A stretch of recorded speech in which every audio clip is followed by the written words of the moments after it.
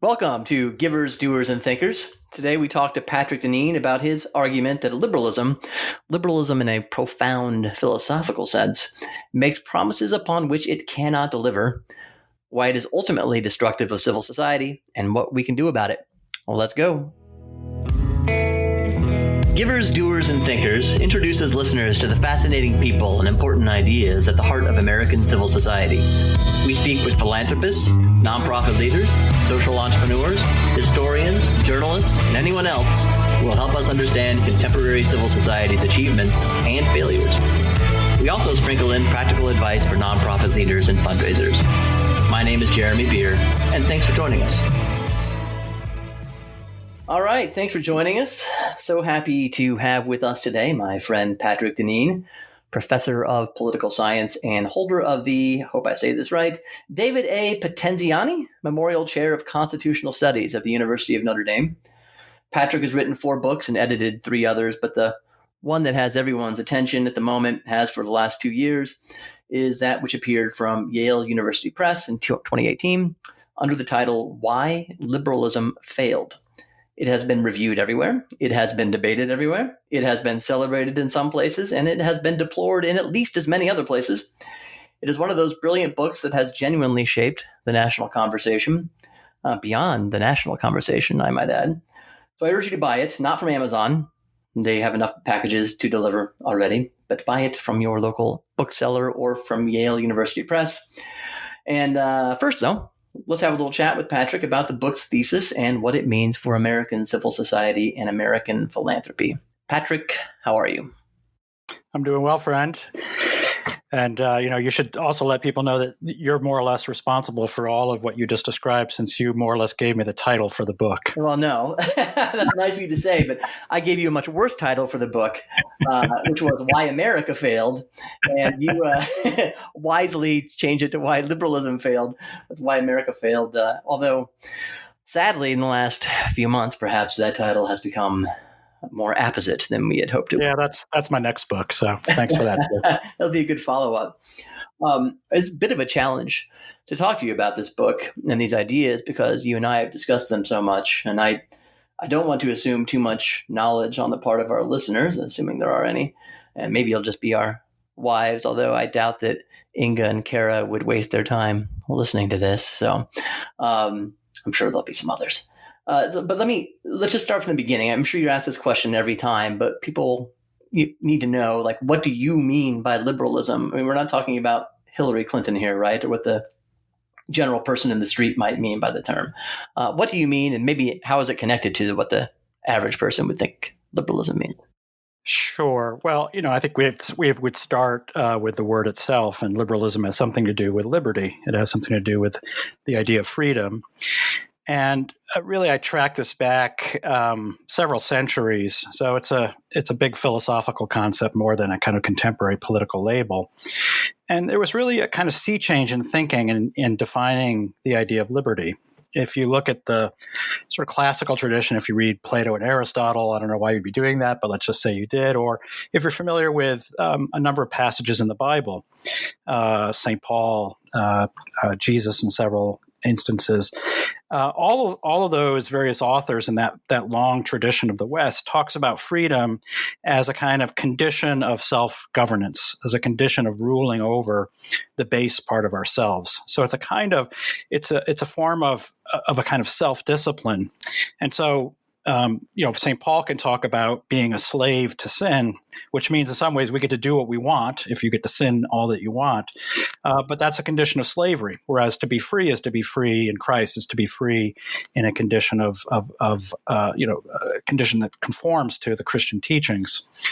So roughly in the, we could say, 16th, 17th, 18th centuries, you begin to see this kind of transformation of the definition of liberty, in some ways to its opposite of what had been the case. Liberty comes to be defined as being able to do what you want.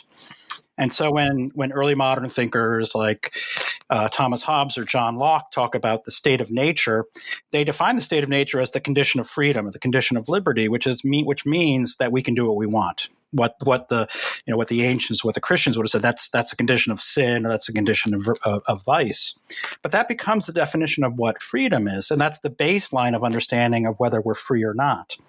Now, all those thinkers recognize that you have to create a system that doesn't allow us to act on that understanding of liberty to the fullest extent, because that would, of course, mean that I get to do whatever I want.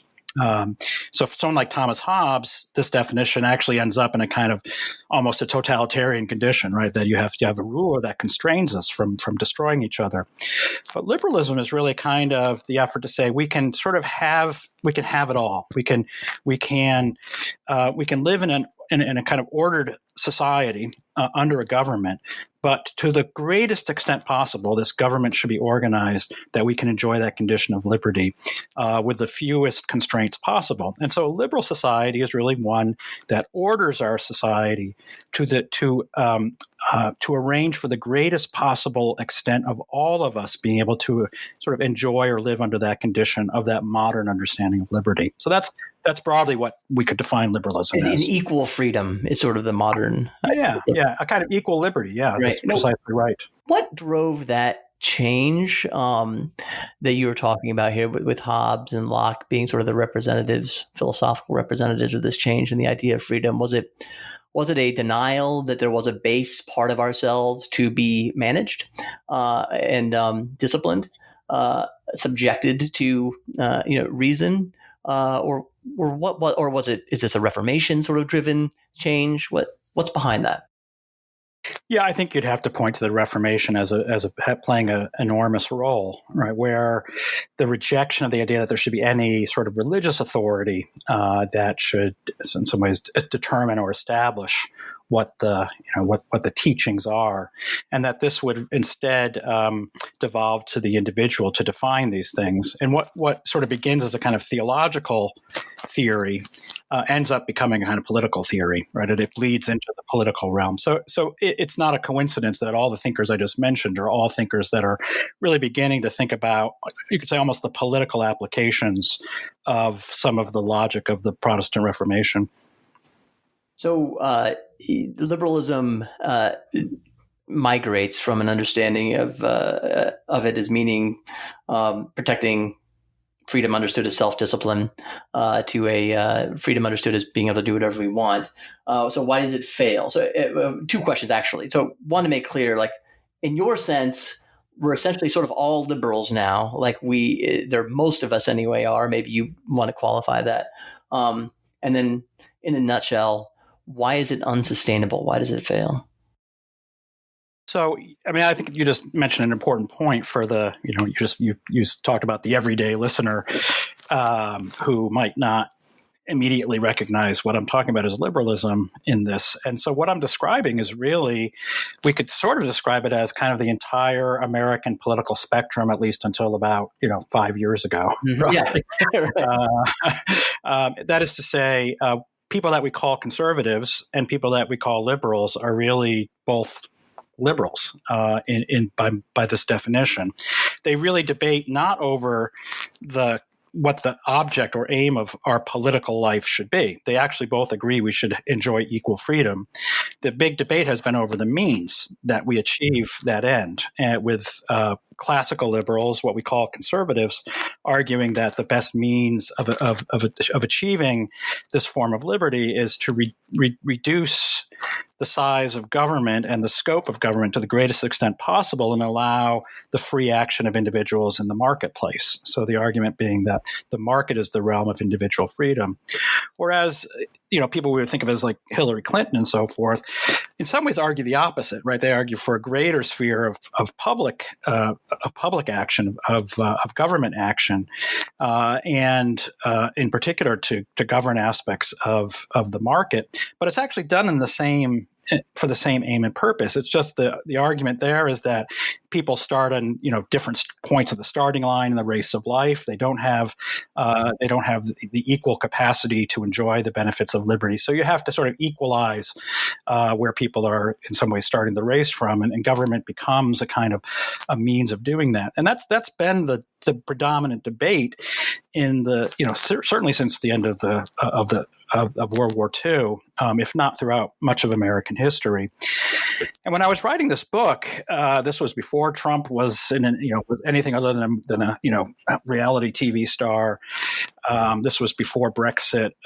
These are arguments, as you know, I've been talking about for probably several decades now, just developing them. And it took me a long time to think them through, and then a relatively quick run to actually sit down and write the book.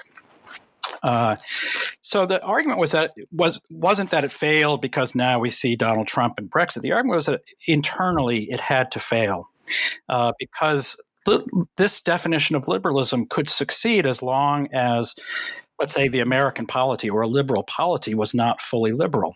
In other words, in which people were not defined by the greatest extent of individual freedom and liberty from other people and liberty from their circumstances. And I would suggest this is actually why I rejected your title as enticing as it was, because my view is that America has actually been, in many ways, praiseworthy and defensible precisely because it has never been fully liberal. It's always been better than its philosophy, to use a phrase from Tocqueville. But what has become evident to me, even before the current moment, was that we were becoming ever more, in a sense, the realization of the theory. The logic was working itself out more and more fully over time. That's your argument, right? That it sort of suborns and eats away at this cultural capital or a pre-liberal logic that sort of has no place in our public discourse. Is that a good way to put it?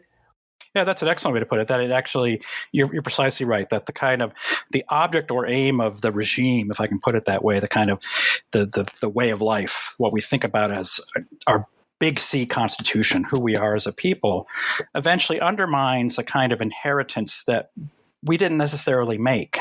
But we have enjoyed and has acted as a kind of counterbalance to the official philosophy of the regime. And this would be, of course, things, we'll probably talk about more, things like strong civil society, associations, religion, religious practice, strength of churches, families, communities, and so forth. The kind of thick fabric that in some ways, is the embodiment of the older teaching that liberty is a kind of self-rule, right? What do you learn in families? What do you learn in your churches? What do you learn in your communities? Not to just do what you want. You have to learn how to circumscribe your own sense of self in company with other human beings. And to the extent that we have conformed ourselves to this other definition of liberty, we've actually now created a condition in which liberalism is no longer able to sustain itself.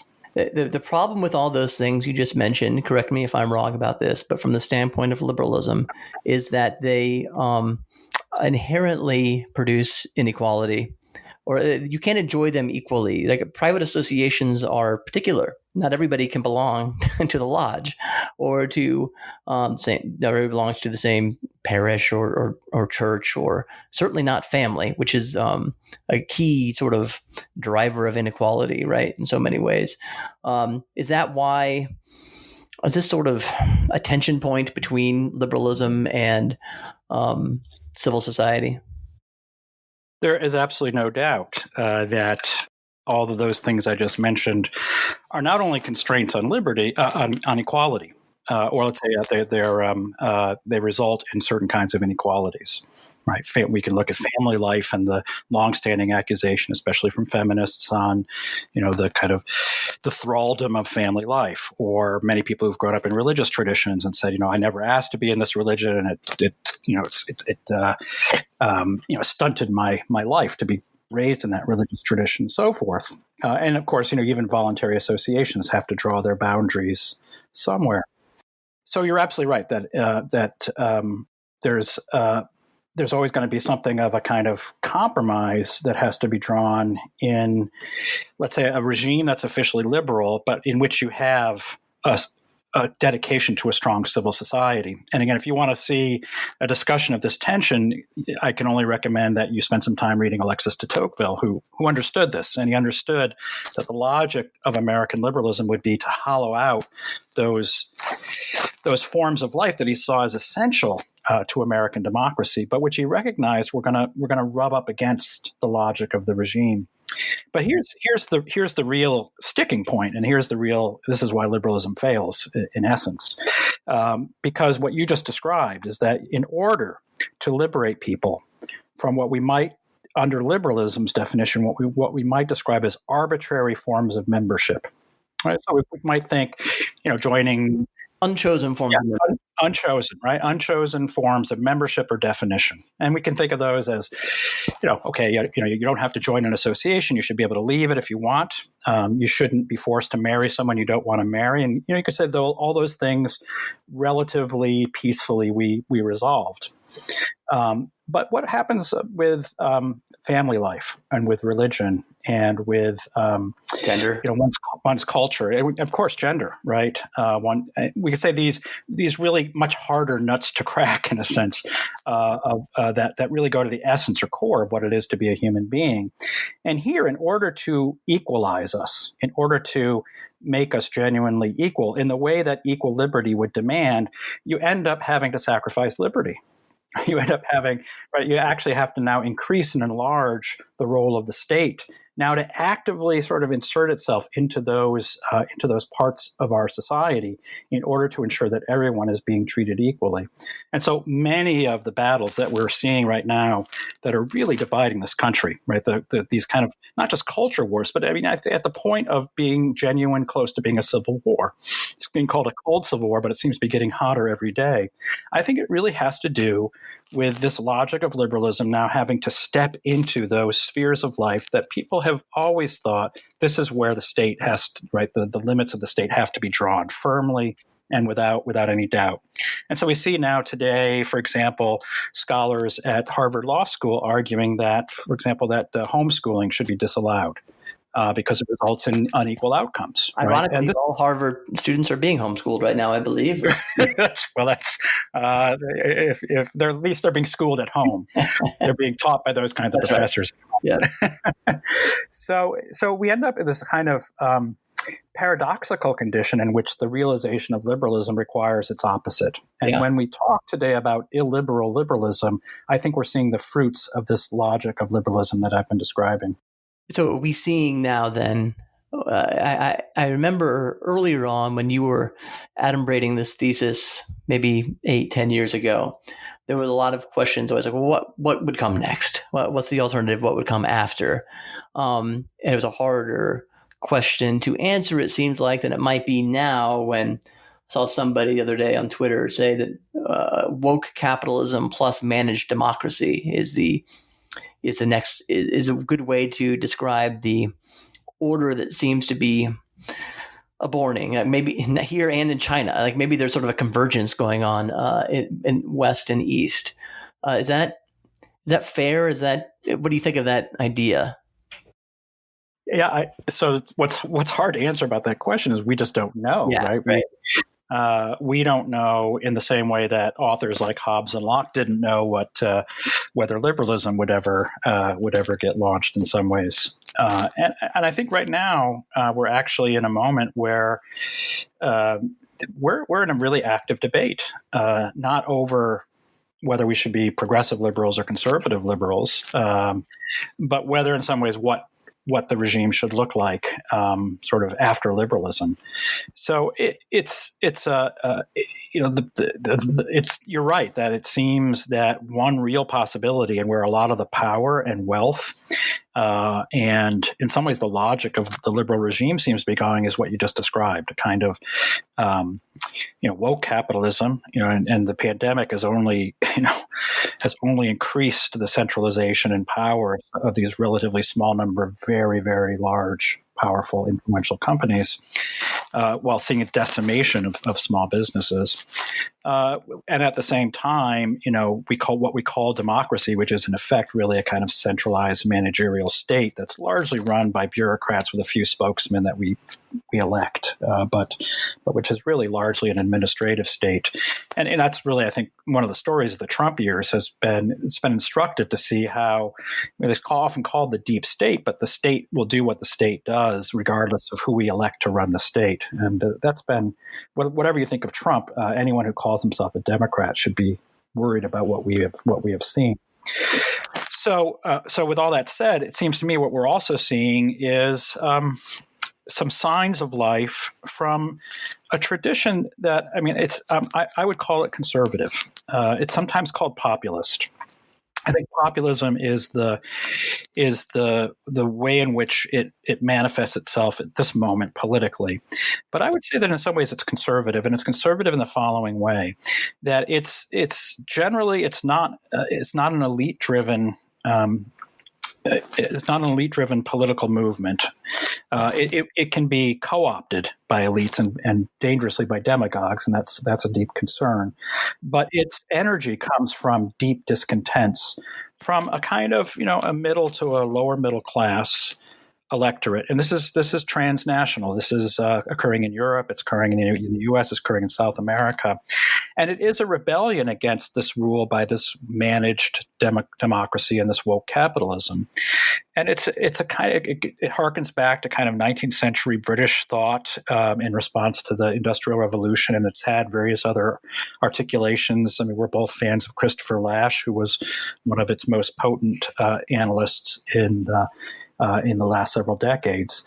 But it's a demand by ordinary people for relative stability in their lives. So a kind of constraint on the marketplace, not for the sake of equality per se. It's not a demand. It's not really born of Marxism as such. It's a demand for the preservation of the institutions that ordinary people seem to really care about. So it is the family and the community and the church and so forth. And so it's those institutions and those ways of life that generally have been undermined or certainly weakened as a consequence of what I was describing earlier. So, it seems to me we're in a very live moment. This election will say some things, but it won't be the end of this debate. And I think the fixation on Donald Trump has really has distracted people from the deeper underlying currents here. It's not all about Trump. It's really about, I think, a kind of a debate between sort of a kind of old-fashioned, almost 19th century Disraelian conservatism against the kind of, what you were just describing, the kind of woke capitalism, managerial democracy. And I think this is going to be the live debate that's going to be with us for some time. And on the side of the woke capitalists and the managerial Democrats, you have most of the money, you have most of the institutions, the cultural institutions, the educational institutions. You have almost everything you would want to win the debate. What they don't have are the votes. And so it's going to be very interesting to see in the next decade or so where this goes.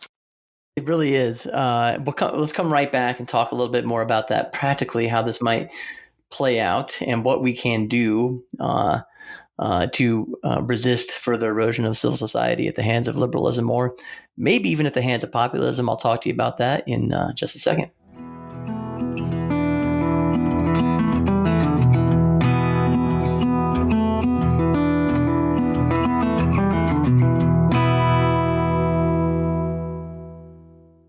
All right, time for a practicality. And today we have Cecilia Deem, my colleague here at American Philanthropic. How you doing, Cecilia? Awesome. Thanks. Cecilia is a senior consultant with us, came to us from the Philanthropy Roundtable, and works obviously with a bunch of clients on a lot of major gifts. And you're going to give us a little tip today on emailing your major donors. What do you got? That is exactly right. So I think one of the most common things that I hear from my clients is, oh, well, we just don't have time to send personalized emails. And I think what this is stemming from is, that pressure that you feel as a fundraiser for every email you send to be extremely informative and formal and well proofread and perfect in every possible way. Yeah. Operating, of course, on the false assumption that all of your emails are being read rather than just scanned or skimmed or not to mention marked as unread. That we actually want formal emails more than we want informal emails. Right, exactly. I think that's something that's changed a lot in the past 15 or 20 years too, since the advent of email. But yeah, so something that I did back when I was fundraising, one of the hacks that I used and found pretty helpful is to take the emails that are being sent out by your marketing team, they're coming from, quote unquote, the president of the organization or whoever else. Maybe they're, literally coming from info@orgname.com, or maybe they're coming from, president@org.com. But to take those mass emails that go out and then just forward them with one personal sentence to your top donors. It could be 5, it could be 10. I think that sending it to one donor is better than not doing this at all. Right. Yeah. And I think the key here is also that it's hyper personal. Yeah. Like, hey, John, hope you and Sandy are having a great time in Aspen. Want to make sure you saw this note from our board chair. Thanks so much for your generosity that's helping us do this. Talk soon. Susie Fundraiser. That is such an easy way to do it, because people will tie themselves up in knots about whether their major donors should be getting or should not be getting these mass emails, as you say, Yes. often from the comms department or the marketing department. Take them off, and then they never get back on. They don't hear about certain things because this is such an easy way to do it. Let them get the email and then you pile on. It's a great way to make your touches that day. I love it. Yeah, that's exactly, and it also gets you around, as you're saying, it also gets you around that issue of, oh, well, we don't have the right lists in our database, which is a whole separate problem, and one that I'm sure you will dedicate many issues in the podcast to later. But yeah, you find yourself in that situation. I think everyone experienced this during COVID, where it's like, oh no, we have to send an email, and we have to communicate with our major donors, but we don't have the ability to do it quickly. So this is, perfect for those situations as well.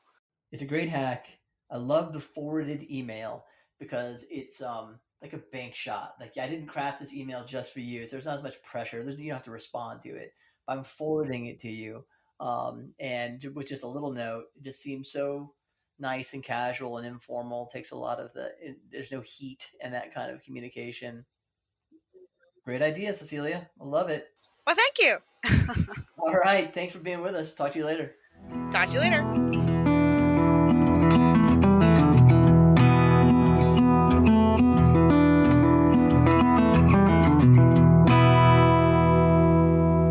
We are back with Patrick Deneen, author of Why Liberalism Failed, professor of political science at the University of Notre Dame. Patrick, you were just talking about, you seem to have some hope that populism is not just a fleeting phenomenon associated with Donald Trump, but is a global thing happening now that poses a real challenge to liberalism. It is not itself a sort of another form of liberalism, although maybe you want to qualify that. If all the power is on and money is on the other side, how can populists hope to won't the votes just be taken away from them sooner or later? If they keep voting the wrong way, like how can they hope to win?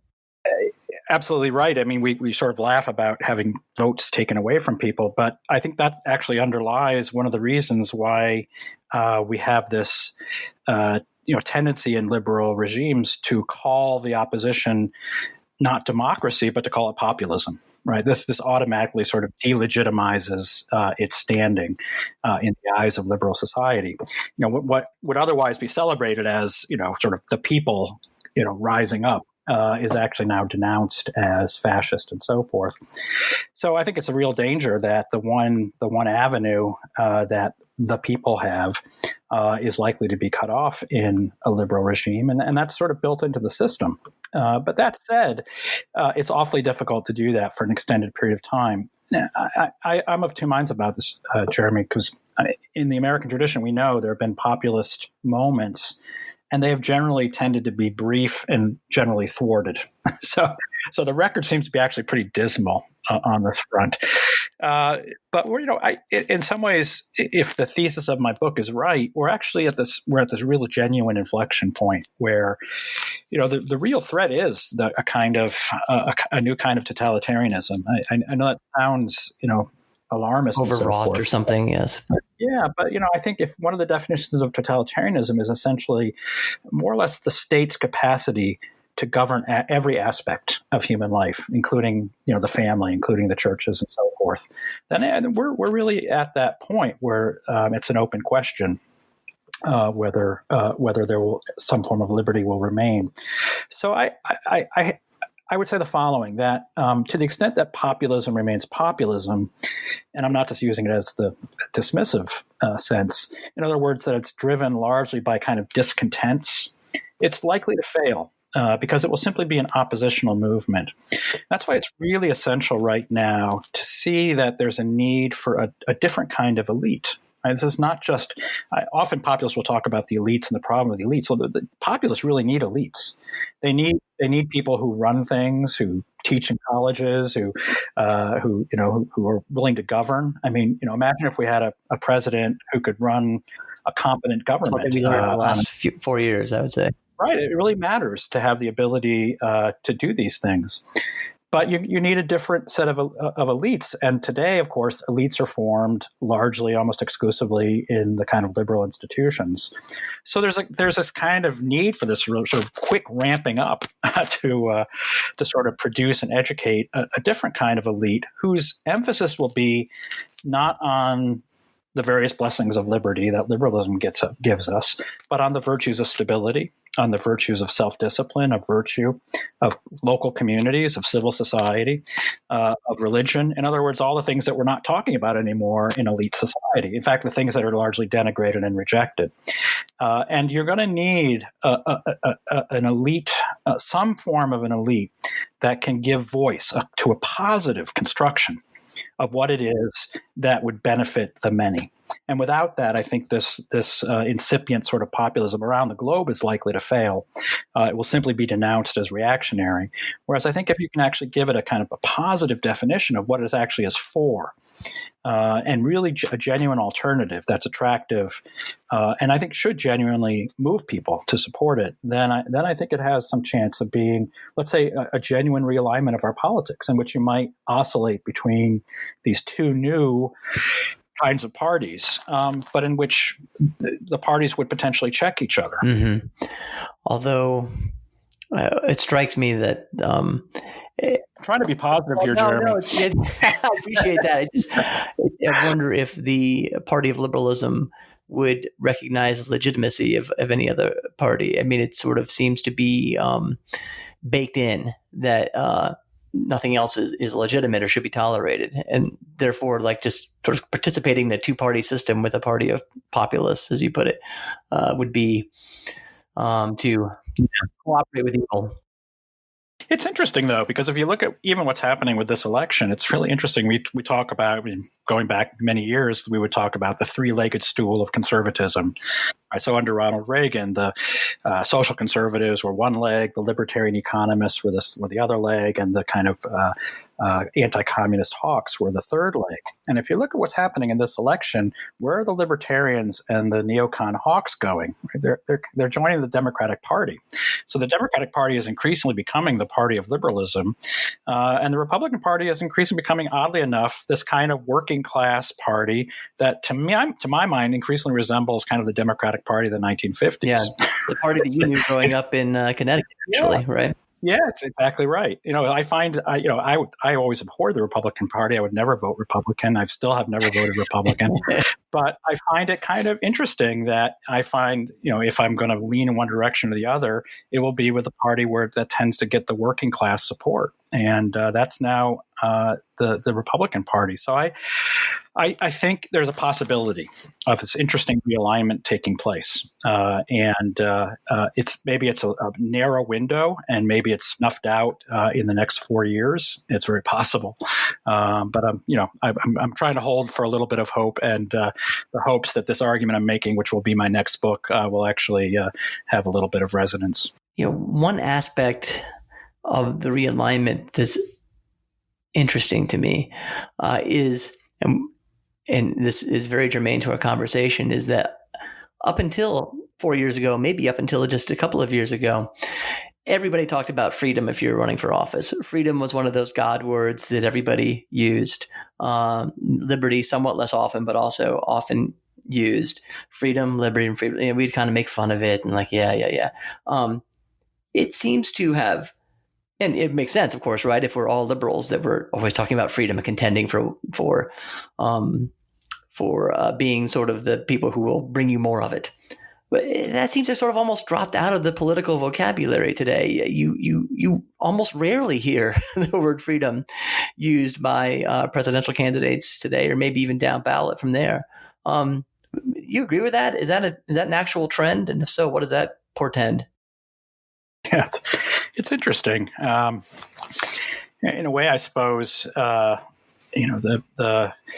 Democratic Party is increasingly the party of micromanagement of sort of everyone's life, as well as, of course, kind of, and connected to this, what we were saying earlier, the kind of the deep desire now to equalize all things. If you're familiar, I'm sure you're familiar with the great Hoosier writer Kurt Vonnegut and his great story Harrison Bergeron, right? This is where the Democratic Party has become, which is this Vonnegut's story of an America in which everyone will now be literally in every sense equal, including wearing weights if you're stronger than someone else, or wearing a mask if you're more beautiful than someone else. And this is kind of the direction we seem to be going in. So to talk about liberty in those circumstances probably isn't the winning formula. But you're right. It has in so many ways dropped out of the Republican playbook, which is striking because under Ronald Reagan, that was kind of it was the totem, it was the incantation. Reagan would often invoke his favorite philosopher, a line from his favorite philosopher, and it wasn't Edmund Burke, it was Thomas Paine. And Thomas Paine's line, "I believe we have the power to remake the world." This is the line of a revolutionary. Right. The fact that that's dropped out of the Republican Party, I mean, it's probably because, it's not the word obviously on Trump's lips, but I think if you look at where the juice is right now in the Republican Party, with some of the younger senators, Josh Hawley comes to mind, there's a real interest in Marco Rubio as well, exercising a kind of public authority over what they see as imbalances in the marketplace, what Marco Rubio has called common good capitalism. So this is not Ronald Reagan's playbook. So the kind of, a willingness to say that we need constraints on the marketplace as much as we need to have sort of constraints on the idea of, sort of what individuals should be able to do whatever they want to do, in more social conservative terms. That's a real sea change in the Republican Party as well. Another question for you. Why would people who are so committed to a regime of equal freedom talk so much about the word diversity? How does that dynamic work? Well, I've been teaching. I've been teaching at universities for a long time. Several different institutions: Princeton and Georgetown and Notre Dame. And this language of diversity and multiculturalism, of course, has been, just on everyone's lips, and it's never actually meant what those words actually mean. Right? Multiculturalism didn't mean let us delve deeply into the multiplicity of the world's cultures and come to know them with a kind of depth, and therefore internal to those cultures understand. And perhaps even sympathize with those cultures. It was rather, let's all embrace the idea that we transcend any particular culture, right? So that none of us have a culture. We're just all sort of swim above any culture. That's what it is to be multicultural. Of course, diversity has sort of replaced multiculturalism, but it operates in a kind of similar way, which is let's all agree on this project of equal liberty, and then by various markers, which of course emphasize racial and gender diversity, we will all demonstrate our allegiance to these principles with the multiplicity of our various sort of corporeal manifestations. Okay. And so of course, the result is that, as we know, the universities have become places of complete unanimity and homogeneity, right, in which they will not brook any disagreement. My my thesis on this is not popular on university campuses, but it's the following. It's the following that in the midst of this desire to create equal liberty, let's say to advance the agenda of equal liberty, there's the consequence on the one hand of wanting to free people from these arbitrary or unchosen constraints of family, religion, background, where you come from, the culture you might have been born into. That becomes a major project. So on the one hand, you have this real emphasis upon freedom, but the object is to liberate people from any particular circumstance so that they can, in some ways, become the most successful, the most prominent, the most visible in whatever field, whatever way of life they might choose. So it actually begins to kind of, in many ways, correspond to the kind of, let's say, the capitalist ethos of classical liberalism. It's to liberate people in just the way that John Locke hoped would happen through the accumulation of private property. So the object and aim is to liberate people and sort of springboard the most talented, springboard the people most likely to succeed in a world in which all of these boundaries and barriers have fallen off.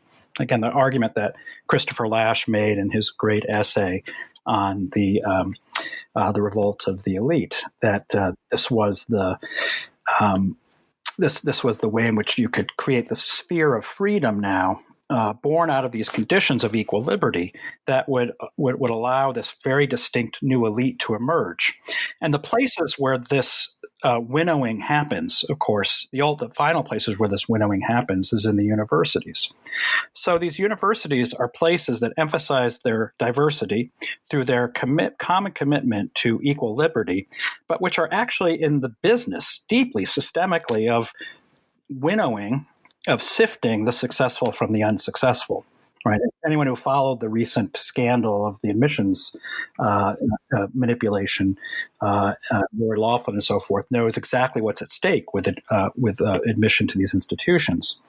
So this emphasis upon diversity and inclusion and all the buzzwords that you hear, what it seems to me to be doing is really acting as a kind of shroud on what is actually a kind of deeply systemically kind of inegalitarian system. Right. And we can see that, right? One of the reasons we're seeing this rebellion from sort of the bottom up is precisely because the divide now that exists between those who are the economic winners and the social and cultural winners from those who are its losers. That divide is about as wide as it's ever been in American history.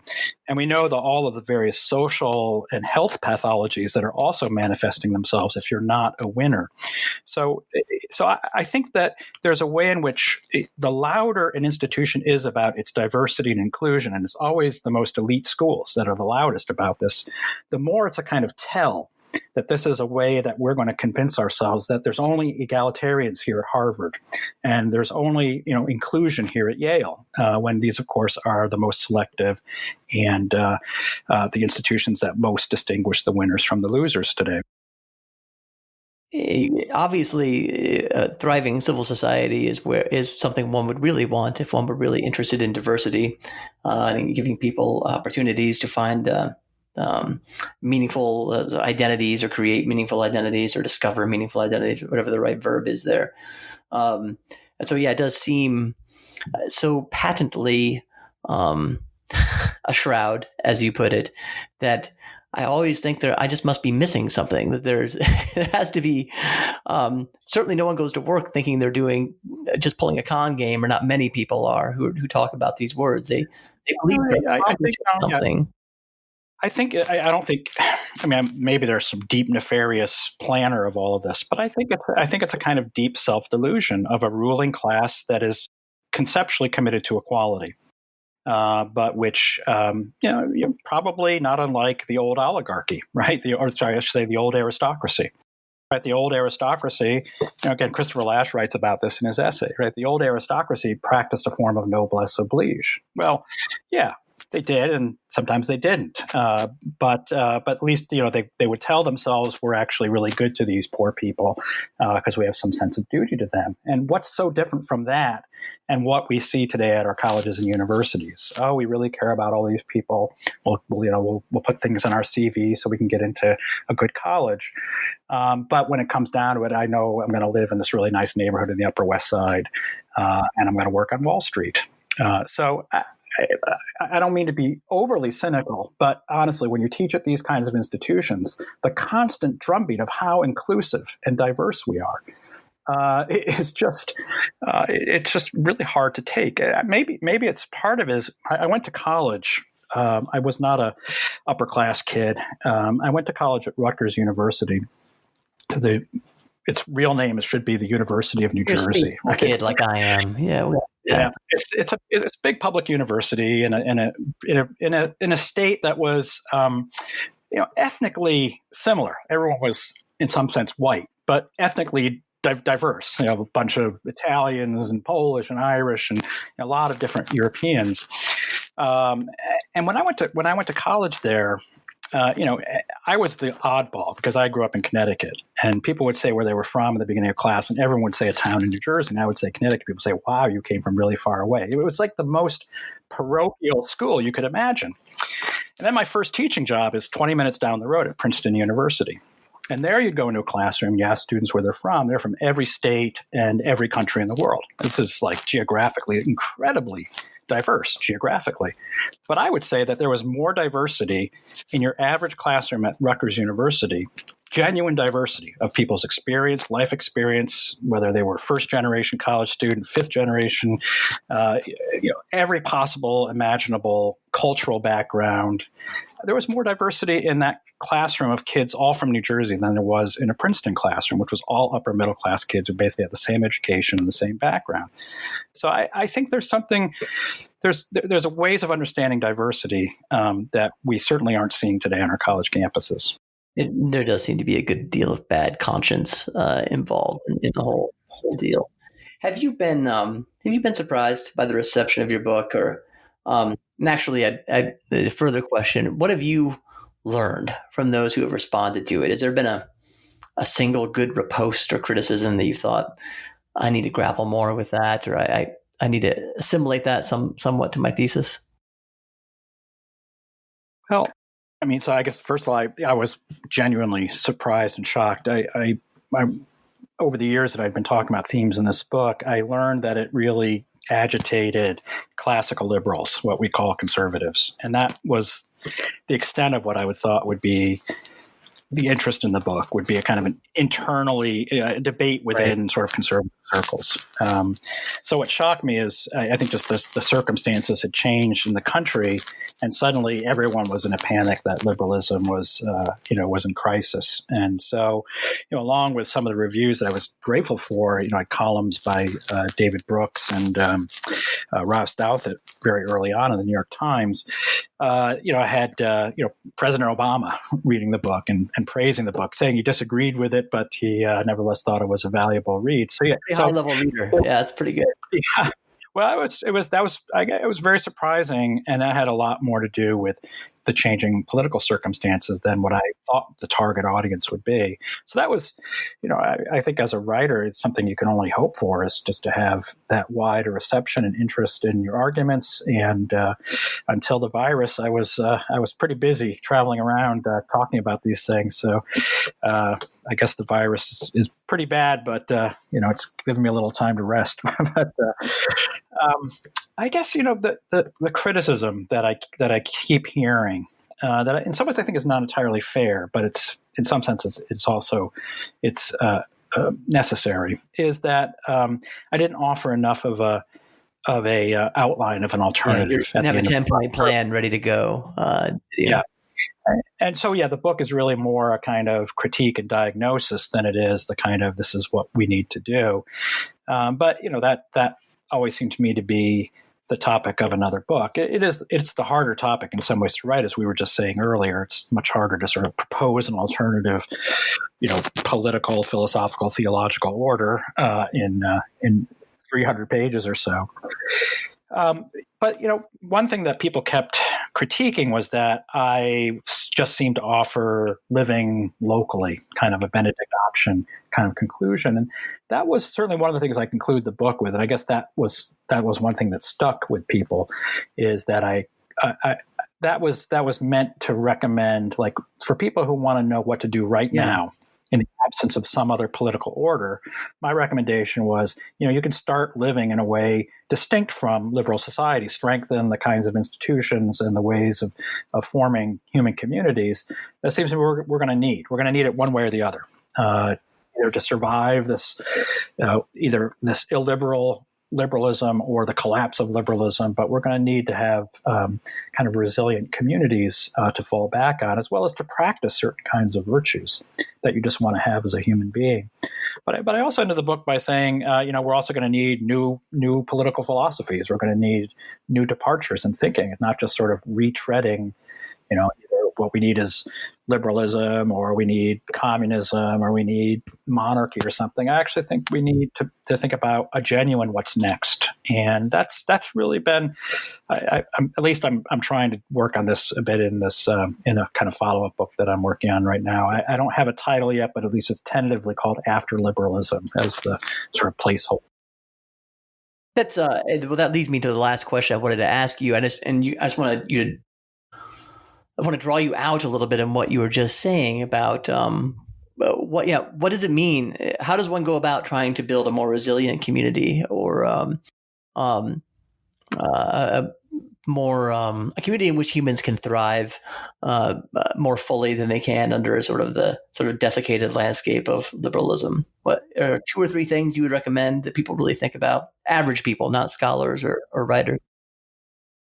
Well, of course, it's funny for you to ask me that, Jeremy, because that's a project you and I worked on for, about a decade with the website, the magazine, Front Porch Republic, which was how do we build a way of life in which we can live in places in relative freedom in our families and in our communities to be people of virtue and people of responsibility to other embedded concrete human beings, not abstract like human sort of social justice, but really concrete. How can we, that question is a question I continue to get, every semester or every year from students who are facing graduation and who genuinely are, who feel like they're trapped. They often have a large amount of debt, or they have a lot of pressure to be successful, and however we define that. But they also know that path is going to call for a certain number of compromises or even sacrifice of something that they also value, of of family, of community, of a sense of being rooted in a place. The possibility of being remembered for something that you do. I mean, all of these things that I think we treasure as a human being, but as a society, certainly in the elite institutions, we don't emphasize, we don't praise, we don't underscore these things. And so I view my job as simply giving permission to do some pretty obvious things, right? If there's somewhere you'd like to live where you can make a living and put down some roots and have a family at, not a ridiculously old age, and raise kids while you can still run around and play ball with them, which is something our students at even places like Notre Dame don't hear. It's extraordinary. That it is. That if you can give them that permission, right, they hear that from an adult they respect, they'll give it a fair shake, and they won't all do it, but they'll give it a fair shake, and many of them will do it. And I've actually been encouraged over the years. I'm getting a nice group of people whom I've taught over the years who are settling in no other place than here in Old South Bend, Indiana, which would have been, for many people, would have been inconceivable for a graduate of Notre Dame to live in South Bend. Right. So it's a testimony to not entirely Mayor Pete, but Mayor Pete worked in cooperation with Notre Dame, and it's become a much more livable city in lots of ways. For reasons we would both recognize, it's becoming mixed use, walkable. They're using the river for something other than just waste dumping, and it's a very pleasant, humane place to live, and you get to know your neighbors. And one of the things I tell my students is, especially for those really, as I was describing earlier, really talented, really ambitious people, where do you think you're going to make more of a difference? Is it going to be being, the legislative aid to this or that member of the House of Representatives, right, or potentially the mayor of South Bend? Of course, maybe it's just a springboard to the presidency, as it turns out. But I dare say, I think in terms of the quality of life and things that one can do, you can do a lot if you're a talented person in a mid-sized city like this that could really use that kind of talent. So my view is you can live very well, you can live virtuously, you can live rooted, but you have to do it consciously. It won't happen by default, and that's to our shame, I think, that we don't have that more as a default, as a kind of quality of our civilization. But if you can call it out as a conscious set of reflections and decisions, young people, or really anyone of any age, will begin to think, that actually is a good way of life. Patrick Deneen, thank you so much for being with us today. You can find Patrick online at patrickjdeneen.com. And you're on Twitter, I know, at Patrick Deneen. Very easy. And you're fairly active on Twitter. Alas, much to my lament. Thanks so much. I really appreciate it. You're welcome. Great talking to you, Jeremy.